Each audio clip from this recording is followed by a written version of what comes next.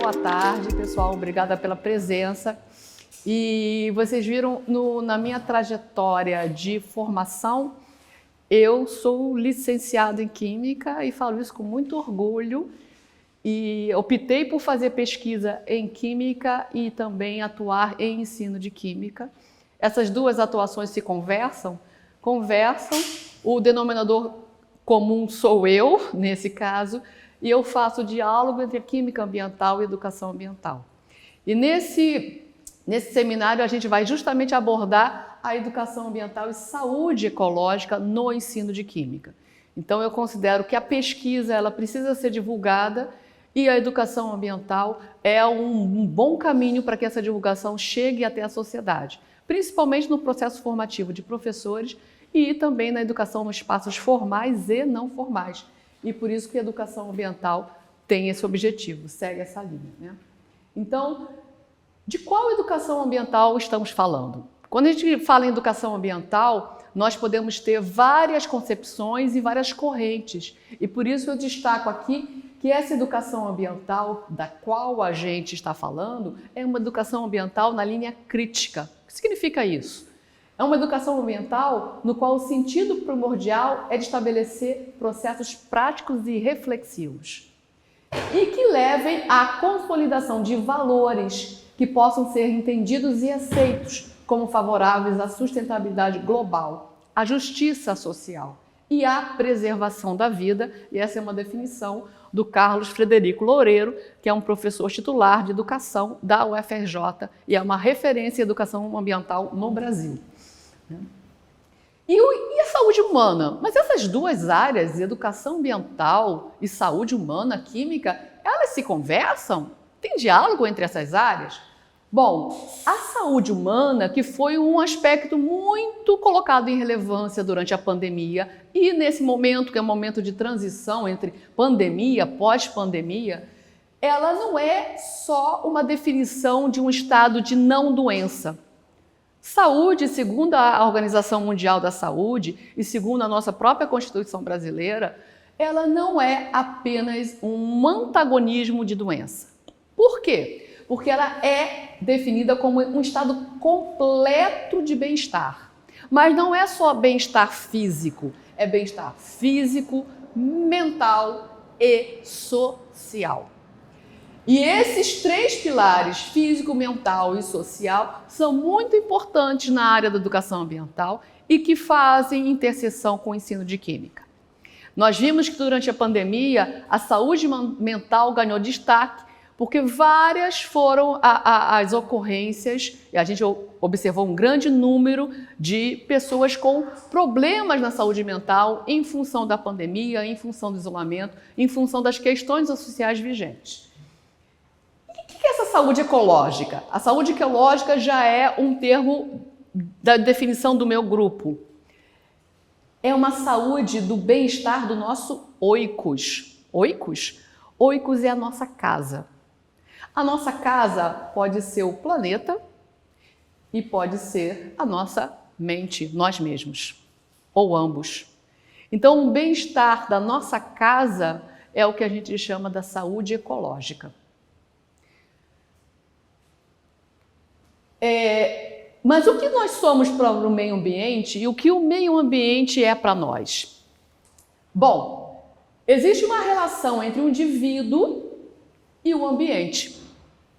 E essa relação, ela tem uma fronteira de contato. Não sei se está aqui. Essa fronteira de contato é uma fronteira de contato dinâmica.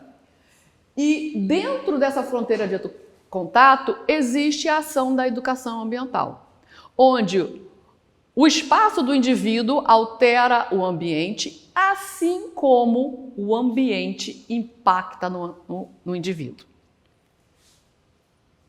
Então, nós e o meio somos um só. E temos uma inter-relação e mais, somos indissociáveis. Como é que vocês podem se definir se não fizerem a definição baseado num contexto de ambiente? Onde nós estamos? Nós somos o quê? Em qual ambiente você tem qual atuação? Então, existe uma indissociabilidade entre o indivíduo e o ambiente. E essa fronteira entre esses dois modos é onde a gente pode ter a atuação da educação ambiental do ponto de vista crítico. O que nós temos na saúde dos biomas brasileiros atualmente? Isso tudo tem relação com a química? Sim, e tem relação com o ensino de química. Nós vamos dar exemplos dessas relações na praxis, no ensino fundamental, superior e na pós-graduação, inclusive. Nós tivemos, um desmatamento maior do que o registrado em vários anos. Então, em 2004, nós tínhamos um desmatamento muito elevado e nós tivemos uma política de diminuição desse desmatamento. Essa política foi muito positiva, porque nos favoreceu em termos de relações internacionais, não só ambientais, como também no Fórum Mundial Econômico. Mas, nos últimos anos, esse desmatamento teve um crescimento maior do que nos anos anteriores. Isso tem consequências. A gente poderia perguntar, será que o desmatamento aumenta a chance de novas epidemias? Será? O que vocês acham? Bom, a biodiversidade, o desmatamento e as pandemias, elas estão interrelacionadas. Como eu falei, o indivíduo pode ser uma pessoa, mas pode ser uma espécie, pode ser um bioma. Esse bioma está dentro do contexto de um ambiente. À medida que essas fronteiras são afetadas, não só o bioma que está sendo impactado vai ser atingido, como o ambiente que ele está atuando também. Então, o que nós temos? Quanto maior a diversidade, e a gente pode falar biodiversidade, mais protegidos nós estaremos das possíveis pandemias. E a gente pode fazer uma reflexão em relação a isso. Porque nesse contexto nós vamos ter uma regulação natural. As espécies que sobrevivem a processos de desmatamento e de queimadas são as espécies mais resistentes. E essas espécies mais resistentes são as que têm mais chances para serem patógenos e, consequentemente, serem motivadores de endemias e pandemias. Então, existe o que a gente denomina como a quebra dessa barreira ecológica. À medida que a gente tem o desmatamento, nós quebramos essa barreira ecológica e esses micro-organismos que eram sobreviventes naquele bioma, eles vão procurar outros hospedeiros ou outros modos de viver, principalmente os que são mais resistentes, os que são mais potencialmente patógenos. E nós vamos ter com isso, sim, o maior risco de pandemias. Não é à toa que nós temos o aumento de algumas doenças que já estavam controladas há muito tempo. E qual é a perspectiva se nós continuarmos com o desmatamento, não só da Amazônia, como do Cerrado, da própria Mata Atlântica? Nós vamos ter um aumento de infecções, um aumento de proliferação de insetos e um aumento de pandemias, sim. E podemos ter ações globais e locais? Será que a Amazônia está tão distante da gente, a gente não pode ter nenhuma ação? Bom, nós temos o que nós chamamos os 17 ODS, já ouviram falar? São os 17 Objetivos do Desenvolvimento Sustentável. Eles podem ser criticados ou não, mas o interessante é que eles são abordados na Organização das Nações Unidas e que contempla uma grande quantidade de países do mundo. Então, nós podemos abordar os 17 ODS no ensino de química até de maneira crítica e reflexiva, sim. Porque dentro desses ODS, nós temos a erradicação da pobreza. Nós temos a saúde de qualidade, a educação de qualidade, a igualdade de gênero, a água limpa e saneamento. E será que esses ODS não contemplam temas que são interseções no ensino da química? Ou no ensino de ciências? Será que nós não podemos contemplar a discussão desses ODS nas aulas de química de maneira reflexiva? Então, aqui nós temos qual é o papel do Brasil nesses 17 ODS. Como é que nós estamos lá? Nós não podemos deixar de trazer no contexto da educação ambiental que o Brasil foi um país que reuniu uma das duas grandes reuniões ecológicas mundiais. Uma foi a Rio 92 e a outra foi a Rio +20. São conferências mundiais sobre o meio ambiente que a gente precisa colocar também na temática do ensino de química. Na Rio +20 foi quando nós propusemos esses 17 ODS. E eles faziam parte de uma agenda até de 2030. Nós estamos em 2022.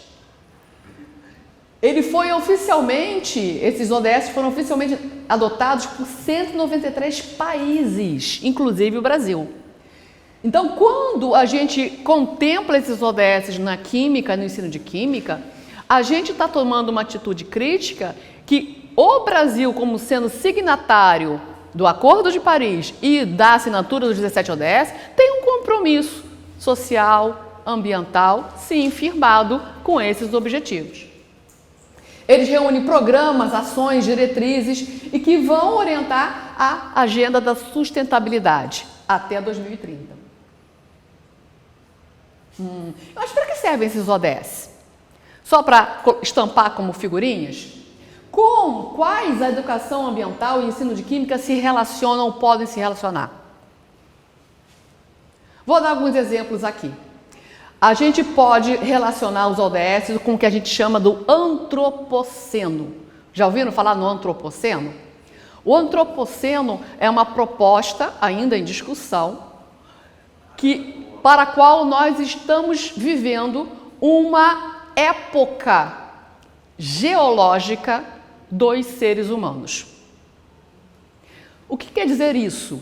Quer dizer que a espécie humana afetou tanto o planeta que já pode ser considerada como uma marca, uma pegada a níveis geológicos no planeta. Exemplos: nós produzimos concreto, nós produzimos alumínio, nós produzimos plástico, nós, espécie humana, né, fizemos explodir as grandes bombas nucleares. Nós também, como espécie humana, estamos aumentando os níveis de gases de efeito estufa na atmosfera. Todas essas são marcas geológicas. Nós temos microplásticos em todos os ambientes do planeta, inclusive em vocês mesmos e nós mesmos. Segundo alguns artigos, nós já detectamos microplástico no sangue humano. Na água também que a gente bebe, mas no sangue humano. Isso é um referencial científico. Então, todas essas são ações humanas que estão dispersas no planeta, em todas as regiões do planeta, na Antártida, nas ilhas mais longínquas, remotas, sem habitação, e que vão afetar e já estão afetando todo o planeta. Não só a atmosfera, como o uso do solo, o uso da água, o uso desses recursos naturais. Então se chama antropoceno. Nessa referência bibliográfica, a gente coloca uma crítica em relação ao antropoceno. Qual é? O antropoceno a gente coloca e segue uma linha de Mortet, francês, se não me engano, que coloca que a época não é dos seres humanos, porque não são todos os seres humanos que são responsáveis pelas mudanças que estão ocorrendo. Há uma grande parte da população que não tem a mínima ação sobre essas questões, que são extremamente vulneráveis. Então a gente chama o antropoceno melhor, como capitoloceno. É um novo sistema de consumo e de uso de recursos naturais como commodities, que é a época que a gente está vivendo. né? Porque no feudalismo, que era o outro sistema, nós não tínhamos esse modo de consumir, esse modo de exaurir e esse modo de desigualdade social em função desse consumo. Mais um, por favor. E aí, em consequência desse organismo e meio, essa consciência de existir cresce e se organiza gradativamente para formar a noção do eu, que enquanto objeto de percepção faz parte do campo da experiência total, do ambiente. E aí, referenciando Freire, essa educação ambiental, ela tem que ser problematizadora, ela tem que ser questionadora, ela tem que incomodar, ela tem que fazer refletir, tanto o docente como o discente, a sociedade, os espaços formais, não formais, o FRJ na praça. E essa problematização tem que ser um esforço permanente, através do qual os homens vão se percebendo e criticando o contexto que eles estão vivendo e vão sendo no mundo com o que e em que se acham, né? Aqui a gente coloca os limites planetários, mudança climática, a grande carga de aerossóis. Nós atualmente no Rio de Janeiro, nós estamos há alguns dias com todas as regiões metropolitanas do Rio de Janeiro com a qualidade do ar moderada, em função da grande quantidade de material particulado. Isso vocês podem verificar no boletim de qualidade do ar do Rio de Janeiro. Isso é muito sério, porque isso impacta na respiração de toda a população. E os mais vulneráveis que sofrem mais, né? São as pessoas que têm problemas alérgicos, são as crianças, os idosos. Com o inverno, a inversão térmica acaba retendo a quantidade de poluentes, que é grande. E é muito sério isso. A acidificação dos oceanos. Então, nós temos vários que foram os limites planetários, alguns já ultrapassados e outros já na beirada dessa ultrapassagem. E a relação com os 17 ODS, que é o que a gente faz nessa referência da Química Nova na escola. E aí a gente vai começar a fazer alguns exemplos de relação entre os ODS e a questão da química ambiental e também do ensino de química por consequência. Um dos ODS é o ODS 13, que diz respeito ao combate às mudanças climáticas, alterações climáticas. Então nós temos no Nordeste brasileiro, no litoral brasileiro, um grande já recuo da parte terrestre do nosso litoral pelo avanço do mar. Isso é uma realidade gritante. O avanço do mar em todo o litoral brasileiro, eu falei Nordeste, mas a gente tem em todo o litoral, Campos. Nós temos esse avanço do mar, ele não tem sido gradual, ele tem sido cada vez maior. Isso impacta na população ribeirinha, que é uma população muitas vezes vulnerável, com menor condição de fazer a migração para o interior e destrói casas e cidades, algumas cidades. E alguns países já estão sendo afetados pelo avanço do mar. Então a gente tem, nas consequências das mudanças climáticas, nós temos a maior quantidade de eventos climáticos. Esses eventos climáticos são os eventos climáticos mais agressivos. Então isso não quer dizer que nós tenhamos apenas um aumento da temperatura média global. Não, o aumento da temperatura média global impacta nas correntes marítimas, impacta no tipo de inverno, no tipo de verões intensos, na umidade relativa no ar e também nas grandes períodos de seca e inundações. Então, não é à toa que nós tivemos neste ano 3 eventos realmente catastróficos. No Rio de Janeiro, Petrópolis, Recife. Então, nós tivemos eventos catastróficos com uma grande incidência pluviométrica num curtíssimo intervalo de tempo. Por que a gente precisa discutir isso?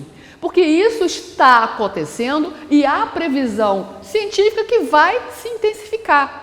Então, nós precisamos, como cidadãos e como professores, como pesquisadores, discutir isso para que nós também pleiteamos politicamente medidas preventivas, governamentais. Então, a cidade de Petrópolis, por exemplo, tem que tomar medidas preventivas nas encostas, o Rio de Janeiro, o Recife, porque são as populações mais carentes que sofrem com os grandes eventos climáticos, catastróficos. Então, como cidadão, aí vem a educação ambiental cidadã. Ela precisa ter um olhar social, ela precisa ter um olhar do ambiente, ela precisa saber que o fluxo, o ciclo da água é lindo, mas a intensificação pluviométrica traz prejuízos sérios e vidas humanas também. Aqui as espécies mais perigosas dos oceanos, e aí eu coloco quais são as espécies mais perigosas dos oceanos. Incluo aqui as máscaras. E essas espécies mais perigosas dos oceanos, elas estão sendo consumidas por peixes, baleias e outros seres animais que vivem ali. E isso é muito sério porque acaba com essas espécies. Reciclar vidro é um custo muito grande, é um custo energético muito grande. O ponto de fusão do vidro é altíssimo, isso requer energia. Mas por que nós não reutilizamos vidros?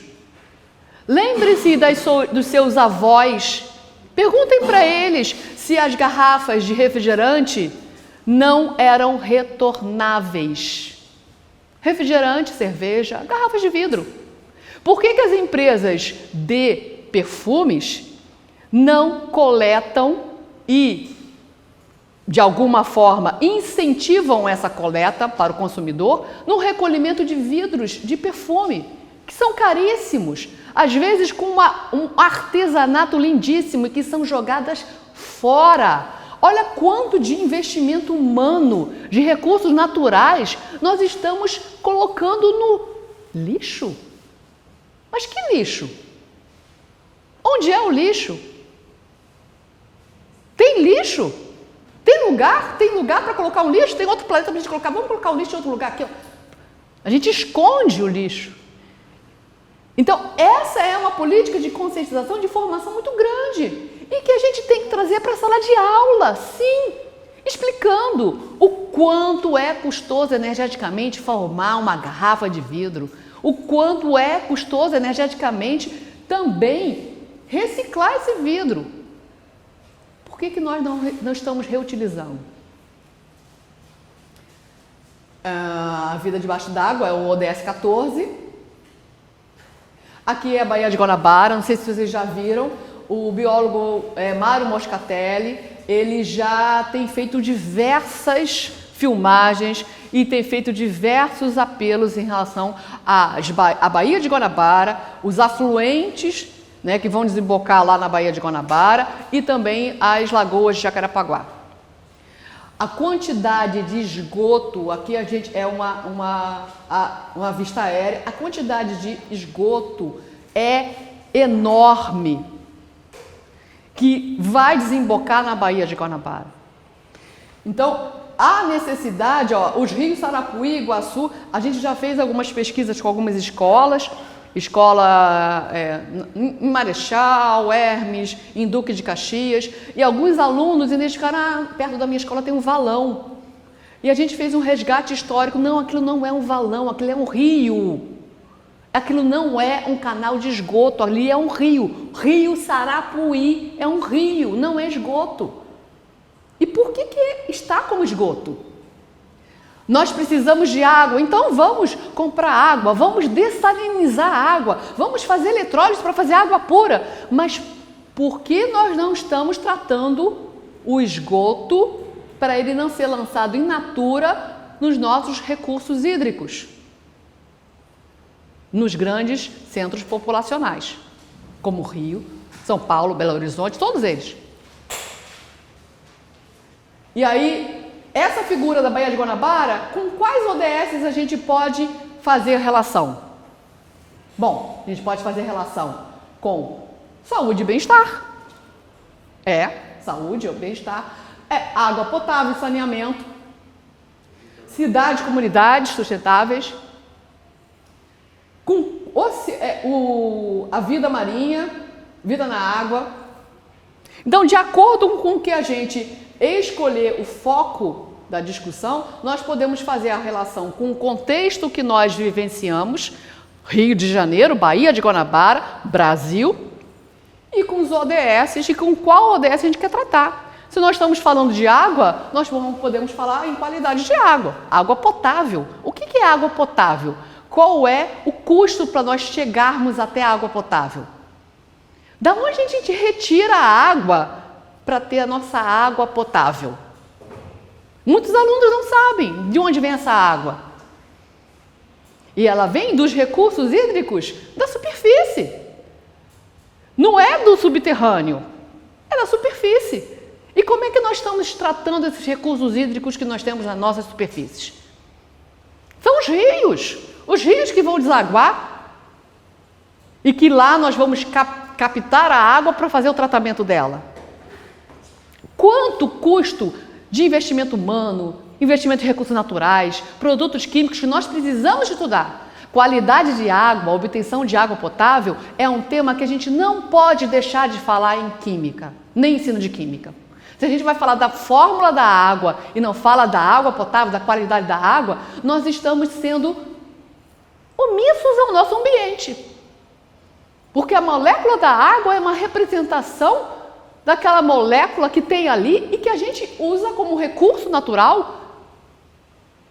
E às vezes a gente mata esse recurso natural. E aí a pergunta que vocês já responderam, né? Eu coloco até a parte de colóides, o tratamento da água com colóides. Vamos lá prosseguir. A questão das mudanças climáticas e a questão dos gases do efeito estufa. A natureza dos gases do efeito estufa, depois a gente pode fazer a dinâmica aqui, a gente precisa explicar por que o CO2, por que o metano, por que o óxido nitroso são gases do efeito estufa. E por que nitrogênio não é um gás do efeito estufa, por exemplo? Por quê? Qual é a natureza química dele? São as vibrações justamente das suas ligações químicas. E nós ensinamos as moléculas congeladas, mas nós precisamos também tirar esse congelamento das moléculas e ensinar a percepção que as moléculas estão em movimento. Elas não estão paradas, a gente só para as moléculas para representarmos no quadro.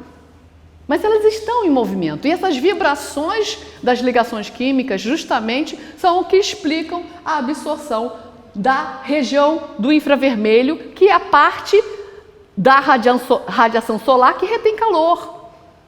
Então, os gases CO2, metano e outros, CF6, hidrofluorocarbonos, são os gases que nas suas vibrações das ligações químicas absorvem na região do infravermelho. E como eles absorvem na região que é a região que retém calor da radiação solar, eles retêm o calor da radiação solar. E o nitrogênio não consegue fazer esse tipo de vibração molecular nesta faixa de energia. Então, olha que coisa interessante a gente relacionar ligação química em movimento e energia. Porque a gente fala em energia de ligação, a gente fala em energia de ligação parada, né? E a gente precisa começar a falar em movimento.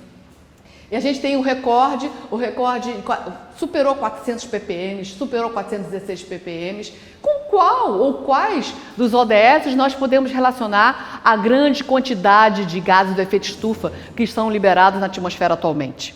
A gente pode relacionar em combustão e muitas vezes se ensina química orgânica e se mata a química orgânica dizendo metano é o CH4.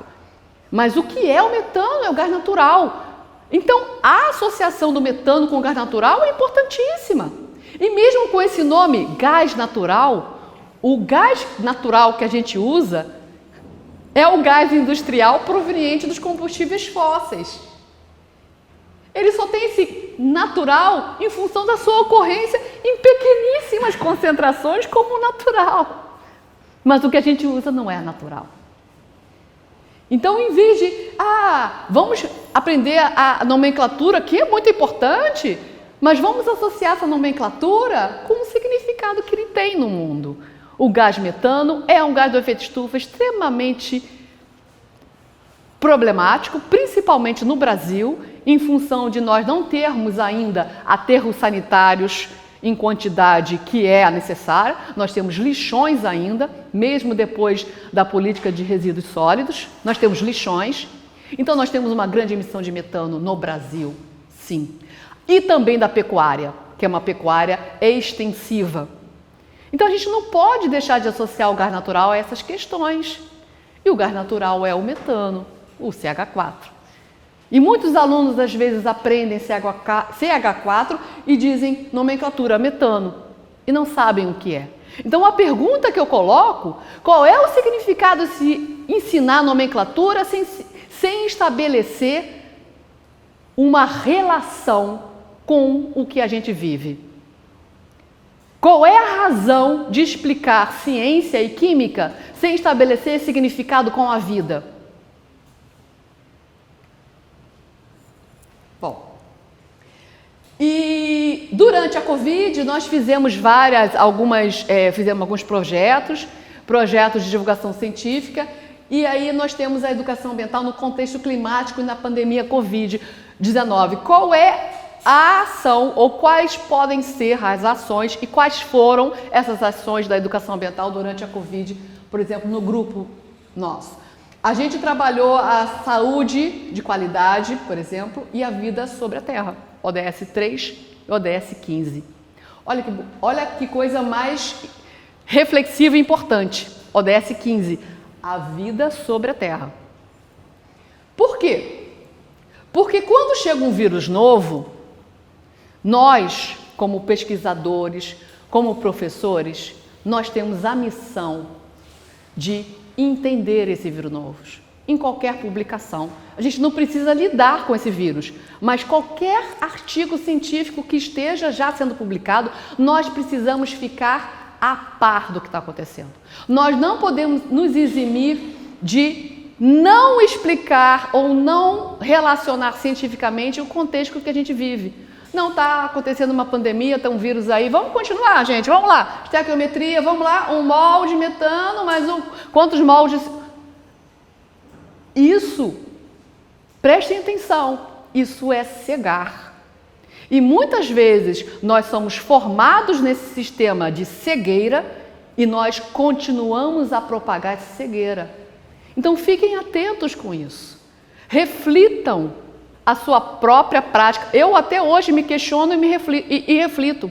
Eu questiono as minhas aulas e questiono as minhas críticas também. Se não houver esse processo reflexivo de estar sendo, de você não ser, mas estar sendo, você não vai, né, correr atrás das informações científicas. O que coronavírus tem a ver com educação ambiental e com química? A gente pode explicar vírus em química? Isso é da biologia. Vamos ver? Aqui eu não vou... Depois a gente vai ver esse vídeo. Esse vídeo mostra uma entrevista que foi feita na população, na rua, perguntando se a pessoa sabia que a relação entre coronavírus e o meio ambiente. O que vocês acham? Há alguma relação entre o coronavírus SARS-CoV-2 e o meio ambiente? Bom... E aí vem algumas explicações que a gente já colocou, né? Em relação à biodiversidade, em relação à quebra da barreira ecológica. E nas aulas de química, vocês podem me perguntar, então você vai dar aula de bioquímica, né? Então é para pós-graduação. Não, eu adoro dar aulas nos cursos iniciais e da licenciatura química. Quais cursos iniciais? Primeiro e segundo períodos. Mas você é especializado em bioinorgânica e complexos. Mas eu gosto de dar aula para os cursos iniciais. Assim como dou palestras em qualquer curso, desde ciência, a gente vai ver aqui, desde ensino fundamental até curso superior. Então, na química geral, que é a química que pode ser do ensino médio e do EJA também, e a gente já deu palestras no EJA. E essa estrutura é muito complexa, professora. Vamos ver. Sabe aquelas forças intermoleculares? Vamos saber. Pode passar. Vamos elencar. As forças intermoleculares são quais mesmo? Tem a ligação de hidrogênio, tem força de Van der Waals. Força de Van der Waals existe quando? Entre o iodo e tetacloreto de carbono. Lindo, ótimo. Quando os nossos alunos vão ter contato com iodo e tetacloreto de carbono? No ensino médio regular ou no EJA? Quando? Nunca. Ou raramente. Quando os alunos têm contato com sabão? Quando os alunos têm contato com água sanitária? Quando os alunos têm contato com desinfetante? Quando os alunos têm contato com aerossóis? E por que a gente não faz a relação das forças intermoleculares com esses produtos? Porque nos livros e o conteúdo programático vai continuar sendo contemplado, porque o aspecto das forças intermoleculares, o tema vai continuar sendo discutido. Mas ele está aqui. Para isso, eu como docente, eu tenho que ir a uma referência científica e tenho que ler e entender. Eu tenho que me dedicar a isso, porque isso faz sentido para o que a gente está vivendo agora. Para o aluno perceber que nessas moléculas aqui, que são as interações do coronavírus com a nossa célula humana. Existem as ligações de hidrogênio. Aquela que a gente vê na formação do gelo, entre água e etanol. São as mesmas, da mesma natureza. E são essas ligações de hidrogênio e as forças de Van der Waals que vão ser de reconhecimento molecular para o vírus e a proteína do vírus, a proteína S, se ancorar na nossa célula. Aqueles espetinhos são espetinhos de proteína, a proteína spike. Só que aquela proteína é o quê? É uma série de aminoácidos que vão ter forças intermoleculares específicas para se encaixar no receptor angiotensina 2 da nossa célula, principalmente. Não precisa eu falar tudo isso, basta dizer que ali tem forças intermoleculares de reconhecimento, específicas, de direcionamento espacial. Muda a proteína S, muda o reconhecimento espacial. Olha as variantes aí. As variantes do vírus são variantes, muitas delas são variantes na proteína S. É um aminoácido que muda. Para quê? Para o vírus querer se ancorar de outra forma em outro lugar e a nossa imunidade não perceber. Isso é química. Isso é química do ensino médio, é química do ensino superior, é química da pós-graduação, dependendo do foco e do aprofundamento que você discutir. Se eu for discutir na pós-graduação, eu vou pegar esse artigo, vamos lá discutir esse artigo. Se eu for no ensino médio, eu vou colocar isso aqui, ligação de hidrogênio. Você não colocaria, grupo carboxila, grupo guanidino, fazendo ligação de hidrogênio. Tem ali. E é importante. Essas ligações de hidrogênio, elas não ocorrem só entre água e etanol. Elas são importantes para o reconhecimento molecular, inclusive desse vírus com a nossa célula. E por que o sabão é importante? O sabão, vamos lá, vamos ver, depois eu vejo lá o sabão, né? As variantes do vírus e a proteína S, como eu falei, e a variante Omicron tá aí, ela tem 32 mutações dessa proteína spike, que são esses espetinhos. A recombinante, que está atualmente no Brasil, é uma combinação de duas variantes. É lindo isso, de ponto de vista de mutação, de genética, é lindo. Só que a gente precisa explicar e desmistificar. Para quê? Para as pessoas entenderem que uma vacina, ela vai ter ação para cortar essas interações, muitas dessas interações. E mais, a educação ambiental, o porquê de usar máscara, o porquê de lavar as mãos, o porquê de não descartar as máscaras na rua. E a gente fez um trabalho com o Instagram, um trabalho de divulgação científica, em que a gente fazia a explicação. O sabão, aquela parte apolar e apolar, o que é o sabão? O sabão consegue interagir com a bicamada fosfolipídica do vírus. E se interage com a bicamada fosfolipídica do vírus, tira essa bicamada. E ele não consegue se reproduzir. Então, lavar as mãos com sabão é eficiente para matar um vírus? É! E usar máscara? Os aerossóis que são provenientes da nossa fala, do nosso espirro, da nossa tosse, e até do suor humano, eles podem ficar estáveis no ar, essas gotículas dos aerossóis podem ficar estáveis no ar até 2 horas. Se os vírus, que são micro-organismos bem menores, estiverem numa gotícula da nossa fala, do nosso espirro, nesses coloides, olha os coloides dos aerossóis, se esses vírus estiverem nesses partículas coloidais, eles podem ficar estáveis no ar 2 horas. E as máscaras, elas vão impedir as partículas coloidais de infectarem a pessoa. E se elas estiverem contaminadas, de impedir os vírus que estão nessas partículas coloidais. Aquele 1,5 metro de distância era mais ou menos a distância para a gente não ter acesso justamente à propagação dessas partículas coloidais. E a gente discutiu isso e discutiu a questão da água sanitária. Qual é a água sanitária boa? É a mais concentrada, é a mais forte. Não. A água sanitária boa para ação bactericida, ela tem que ser diluída. Por quê? Porque quando ela é diluída, ela forma predominante uma espécie, que é o ácido cloroso, que é o que tem uma ação mais efetiva contra vírus e bactérias. A mais concentrada é boa para descorar. A gente precisa explicar isso é redox, isso é química. E muitos alunos vamos estudar o que é um ácido, o que é uma base, óxidos ácidos, óxidos básicos, e não sabem o que é uma água sanitária que eles usam em casa. Bom, e uma outra coisa que a gente fala é em relação à química e o solo. E eu tenho uma aluna de orientação no ensino de química que vai defender sobre a sustentabilidade do solo no ensino de química. E o uso exacerbado de agrotóxicos que tem sido utilizado no Brasil. O Brasil é campeão no uso de vários agrotóxicos, vários. E vocês já abordaram as moléculas desses agrotóxicos nas aulas de química? Será que isso é abordado? E aí eu não coloco isso nem só para o ensino fundamental, nem para o EJA, mas também para o ensino superior.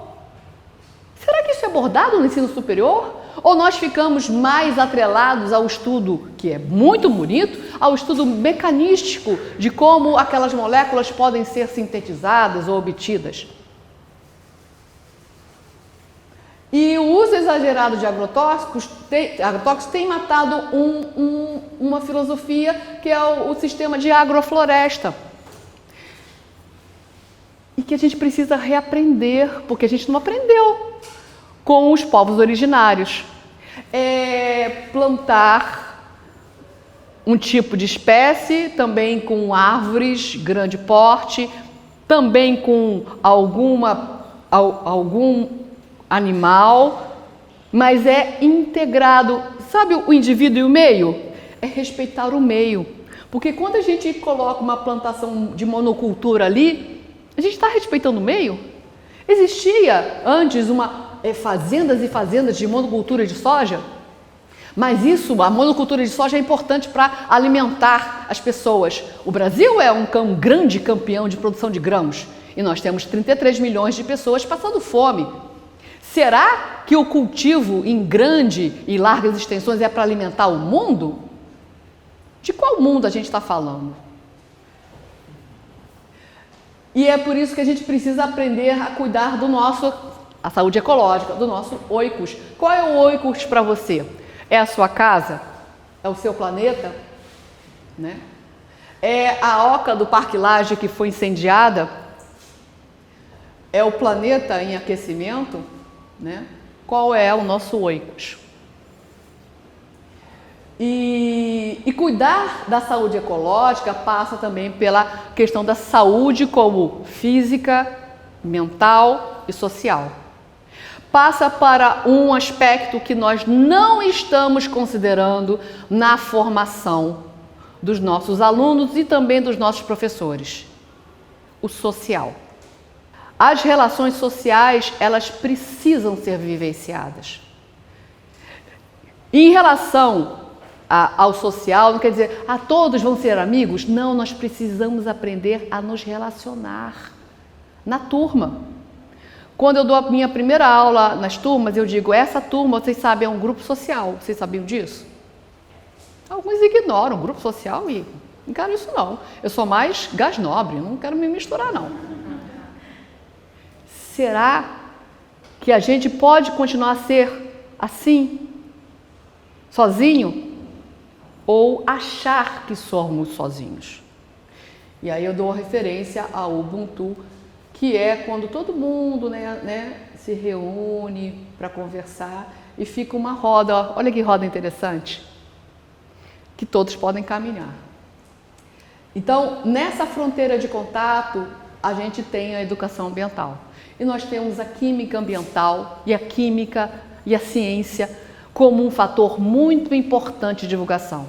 A gente percebeu, alguns perceberam, eu acho, que durante a pandemia, como a divulgação científica precisa ser fomentada, como nós precisamos transformar a linguagem academicista numa linguagem socialmente acessível, como isso é importante, como nós não precisamos nem devemos nos prender nas informações congeladas dos livros, porque por mais que eles sejam excelentes, eles não reproduzem o contexto atual, porque não podem se atualizar a esse ponto. E somos nós que podemos ser os instrumentos dessa contextualização social atual. E aí vem a questão da vacinação. A gente precisa explicar como são as vacinas. Ah, isso eu não entendo não, é da biologia. E é do pessoal da biomédica. Não, como é que... O básico. A gente precisa ir lá e mostrar o básico. Ah, essa vacina é muito recente, não vou me vacinar, porque eu não sei não, testaram só algumas pessoas e a gente precisa mostrar. Houve um enorme caminho científico atrás dessas vacinas. Elas não foram feitas em 10 dias, porque a pesquisa científica no genoma já está há muito tempo sendo desenvolvida. E a partir do momento que o genoma do vírus foi descoberto, e uma pesquisadora brasileira participou disso, que a gente pode atuar melhor. A gente precisa desmistificar isso. A vacina foi muito rápida, não vou me vacinar não. Me vacinei, mas não vou vacinar meus filhos não, porque eu não sei, não vou testar. Não está sendo testada. Por quê? Porque nas fases da vacina tem a fase clínica que já foi de teste de mais de 1.000 pessoas. Com testes estatísticos. A gente precisa transpor essa linguagem para aí as pessoas se decidirem, mas com informação e não com uma superfície de comentários sem argumentos e sem conteúdos científicos. As pessoas precisam escolher, a escolha é de cada um, mas a informação nós temos de levar. E aí vem os exemplos que a gente precisa reaprender a ver, com novos atores sociais, inclusive com um respeito maior à sabedoria dos nossos idosos, com a sabedoria dos povos originários, nessa reaprendizagem social, porque nós temos uma outra complexidade planetária, que a gente não pode negar. E a educação ambiental está nesse fluxo, e num fluxo de diálogo cooperativo entre os saberes. Na minha formação, eu optei em sempre ser interárea. Eu sempre gostei de ser interdisciplinar. Atualmente eu gosto de ser transdisciplinar. E até, parafraseando o nosso Chassot, indisciplinar. Né? Olha o olhar, né? Eu vou passar. Esse olhar que a gente precisa reaprender. Dos futuros que são possíveis e do respeito às pessoas que respeitam o ambiente, seja ele a floresta amazônica, o modo de vida dos povos originários, que tem outra relação com o ambiente. E o que a gente pode mudar? Bom, nós e nosso meio somos uma só coisa. Não podemos olhar sem ter algo para onde olhar. Não podemos respirar sem ar. Não podemos viver sem parte da sociedade. Portanto, não podemos certamente observar um organismo como se ele fosse capaz de funcionar em isolamento. E a gente aprendeu isso justamente com o isolamento social ou o que a gente teve de isolamento social. E aí vem os exemplos da praxis desse ensino de educação ambiental no ensino de química e de ciências. Está no artigo da Química Nova na Escola, agora de maio de 22. Eu vou trazer um exemplo nos níveis da pós-graduação, ensino superior, ensino médio e ensino fundamental. Esse é o exemplo da aplicação do ensino superior e na pós-graduação. Nós fizemos uma pesquisa sobre qual é a educação ambiental com a qual o professor se identifica, professor de química e professor de biologia. Com qual educação ambiental você se identifica? E esse é um fluxograma histórico de uma docente de química nessa pesquisa. Então ela coloca que no início da sua vida profissional ela é conservacionista. A corrente conservacionista ela só se preocupa com a conservação, como se nós fôssemos a espécie mais importante do planeta e o restante a gente precisava se conservar, né? E é essa a tônica do nosso processo formativo e presente em 99% dos livros didáticos. E depois ela se tornou humanística e crítica prática e biorregionalista. Então ela mesma faz uma reflexão em relação ao tempo de docência dela, né? É uma professora do ensino médio, mas ela é pós-graduanda, de como ela foi percebendo a educação ambiental no ensino de química. A outra praxis foi muito legal, foi no EJA e no ensino médio, em que a gente fez um cordel de pilhas. Então, a temática era pilhas e baterias, onde a gente questionava qual era a composição dessas pilhas e baterias e como é que poderia ser feito o descarte e qual é o impacto do descarte inapropriado das pilhas e baterias, mas só, em vez de discutir, a gente propôs um cordel e aí os alunos fizeram um cordel de pilhas e apresentaram esses cordéis em pilhas, né, bem em forma de cordéis mesmo, em caderninhos de cordéis pendurados. Foi muito legal. E esse cordel se chama Descascando as Pilhas, né? A gente também fez no ensino médio e no EJA. No ensino médio também, na FAETEC, a gente fez o uso de biomapas ambientais. Esses biomapas, eles dão uma ideia, eles suscitam a ideia do pertencimento regional dos alunos. Então a gente faz um foco, como é que está o teu entorno onde você vive, a sua escola? Vamos colocar no Google Maps, vamos verificar quais são as áreas de sensibilidade ambiental. Tem rio? Não tinha rio? Tem lugar para encontros sociais? Tem praça? Isso a gente faz o levantamento dos biomapas e os alunos se identificaram como avatares. Isso foi feito remotamente, foi no período de ensino remoto. Eles se identificaram com os avatares e eles fizeram a localização de onde eles vivem, da escola, e a gente fez a discussão sobre esses biomapas no ensino remoto de química, no ensino médio.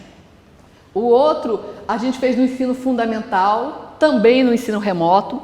Isso aí foi uma realização do grupo, né, que muito me alegra, em que uma das nossas componentes do grupo, ela é professora do ensino fundamental de ciências, mas é do ensino mesmo, não é nem da primeira série, é antes da primeira série, né? Então os alunos do ensino remoto ficaram muito distanciados e uma forma dela fazer a interação com eles foi fazer fantoches, são fantoches de espuma. Então ela fez fantoches e fez um teatrinho de fantoches com outra docente, gravou e fazia o envio desses vídeos e o comentário dos alunos, mesmo por WhatsApp, porque muitos deles não tinham outro recurso, e foi fazendo uma interação com esses fantoches. E colocou esse vídeo no YouTube e os alunos ficavam comentando. E com esses fantoches, com a história, era uma história de uma rainha, não sei o que, alguma coisa assim, mas tinha a questão ambiental do uso do lixo, do descarte do lixo nessa temática. Então são 3 exemplos de praxis no ensino de química, e aí eu coloco a mensagem. E vocês? O que vocês acham que podem mudar? Nós podemos ser agente de mudança? Parafraseando o nosso querido Paulo Freire, ele já dizia que mudar é difícil, mas é possível. E a alegria não chega apenas no encontro do achado, naquela nomenclatura correta, naquela classificação certinha, na nota 10 de uma prova, mas faz parte do processo da busca.